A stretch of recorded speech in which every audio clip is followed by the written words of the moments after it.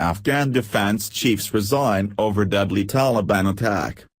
Afghanistan's defense minister and army chief of staff have resigned in the wake of a Taliban attack that left scores of soldiers dead, the presidential palace says. The attack happened on Friday at an army base near Mazar-e-Sharif. Insurgents targeted troops leaving Friday prayers at the base's mosque and in a canteen, the army said. It was the Taliban's deadliest attack on the armed forces since U.S.-led forces drove them from power in 2001. The resignations coincided with the arrival of U.S. Defense Secretary Jim Mattis on an unannounced visit to Kabul. He is due to meet both Afghan officials and U.S. troops. Insurgents are also reported to have attacked a base in in eastern Afghanistan on Monday. A car bomb detonated at the entrance to Camp Chapman, a U.S.-operated base, and there were a number of Afghan casualties, Reuters news agency reported. A group of about 10 Taliban insurgents dressed in Afghan military uniforms and driving military vehicles made their way into the base in the northern city and opened fire. Many of those who died were young recruits training at the base.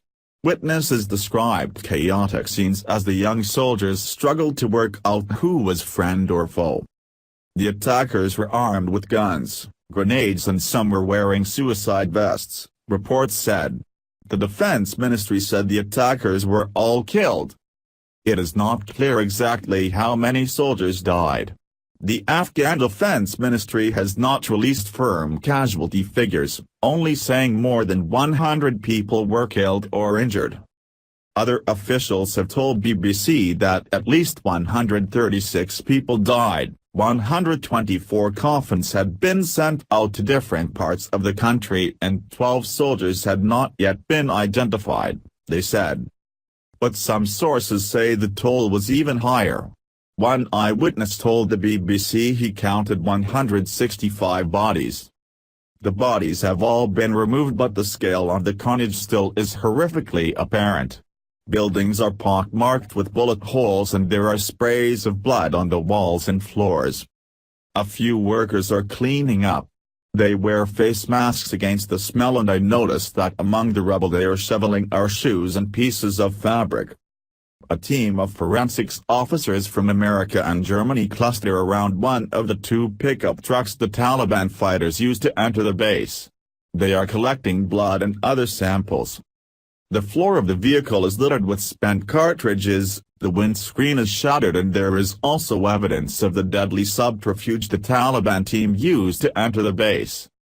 They were wearing Afghan army uniforms and one was pretending to be injured with a bloody bandage on his head and a drip in his arm. The tube from that drip is still on the back seat. The commander of the base, General Katawaz said the long battle to regain control of the base was the most difficult he had ever experienced. He had to make sure he didn't fire on his own troops. But, when I asked what impact it had had on morale he surprised me.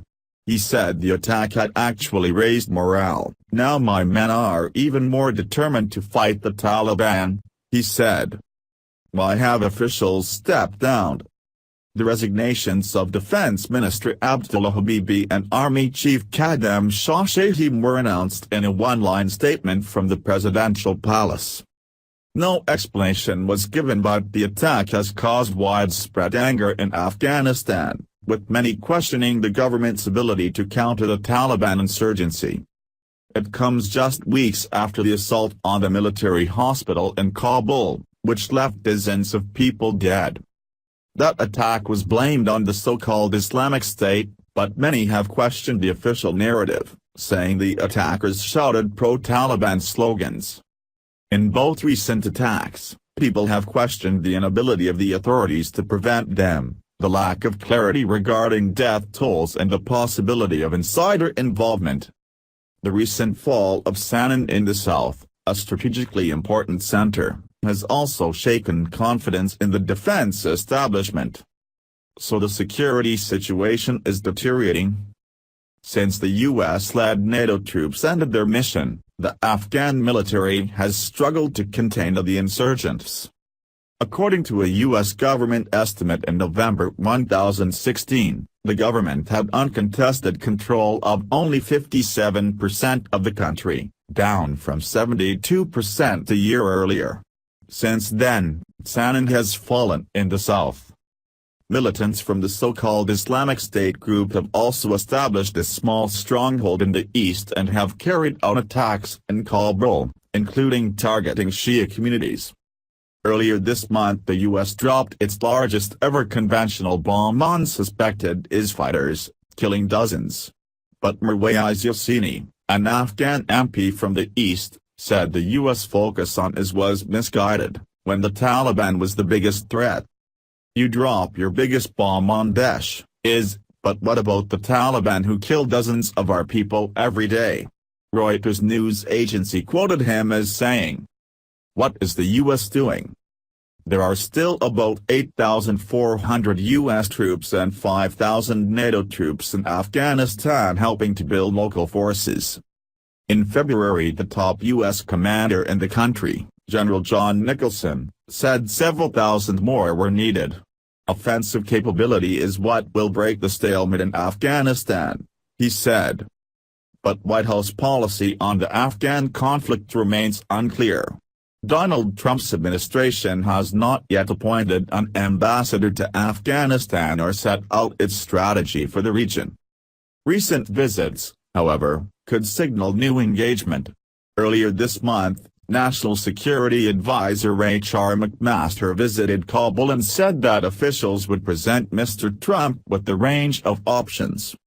The surprise arrival of Mr. Mattis could suggest new focus from the White House on this long-running conflict.